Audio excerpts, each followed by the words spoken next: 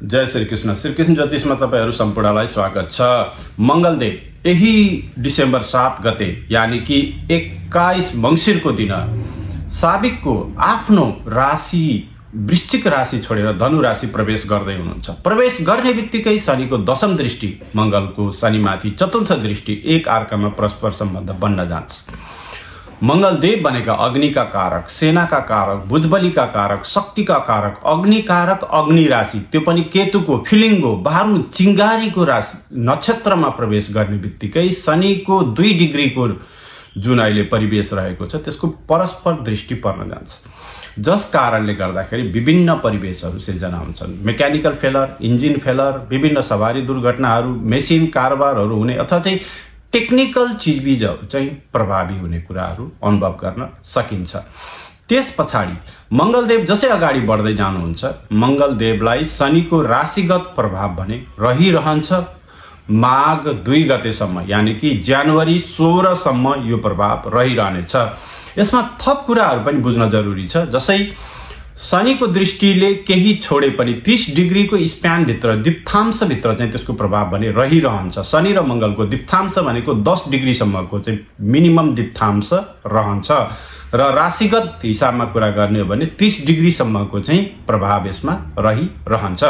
र अर्को ब्युटिफुल कुरा भनेको यो वर्षको अति नै प्रभावी ग्रह भनेको सूर्यदेव हुनुहुन्छ। सूर्यदेवले अलरेडी नै बुध ग्रहलाई अस्त गरिरहनु भएको छ, शुक्रदेवलाई अस्त गरिरहनु भएको छ र मंगलदेवलाई पनि अस्त गरिरहनु भएको छ। धनु राशिमा अग्निजन्य राशिमा मंगलदेव, त्यस पछाडि शुक्रदेव 26 डिसेम्बर पछि शुक्रदेवको इन्ट्री, बुधदेवको पनि इन्ट्री त्यही हुँदै जाँदाखेरि जसै सूर्यदेव उत्तर साडाको छेउछाउ पुग्नुहुन्छ या पूर्व साडाको दोस्रो चरणमा 19 डिग्रीको आसपास पुग्नुहुन्छ, जुन चाहिँ जनवरी 8, 9, 10 र 11 यो मितिहरुमा चाहिँ एक्ज्याक्टली मंगलदेवलाई सूर्यदेवले सेम डिग्री कभर अप गर्नुहुन्छ भने सूर्य र मंगल दुवैले केतुको जुन डिग्री छ त्यो पूरा गर्नुहुन्छ। जसै केतुको डिग्री पूरा गर्नुहुन्छ यो भनेको अति नै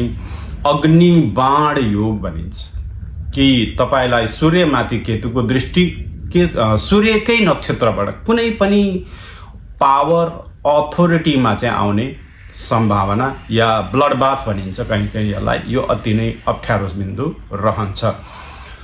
र मंगलमाथि पनि त्यो दृष्टि पर्नु पूर्व साडाको दोस्रो नक्षत्रमा। यस कारणले गर्दा यो पनि समय अति नै अप्ठ्यारो छ। कहिले भन्दा 8 जनवरी, 9 जनवरी र 10 जनवरी यो समय रह्यो विशेषतः रूपमा। र पुष महिनाको अर्को यसमा प्रादुर्भाव कुरा छ। पुष महिनामा खप्पर योग परिरहेको छ। पुष महिना प्रारम्भ हुँदैखेरि मंगलबारबाट सुरु हुन्छ र शनिबार चाहिँ के गर्छ भने औँसीले छुन्छ र पूर्णिमाले पनि शनिबार छुन्छ। त्यस कारणले गर्दा यो पुष महिना खप्पर योगमा परिरहेको छ र मंगलबारबाट सुरु हुने मंगलदेव अस्त हुनुहुन्छ र शनिको दृष्टिमा हुनुहुन्छ। यस कारणले गर्दा यसमा थुप्रै अप्रिय घटनाहरू चाहिँ हुन सक्ने कुराहरूको चाहिँ आकलन ज्योतिषीय शास्त्रहरूमा गरिन्छ। अब भएन भने ब्युटिफुल लाइफहरू अति नै सुन्दर हो, सबैको राम्रो होस् भन्ने चाहिँ हाम्रो चाहना रहन्छ।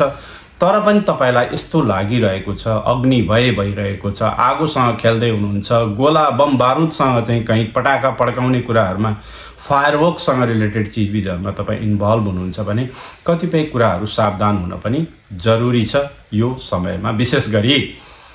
र 12 नमः शिवाय।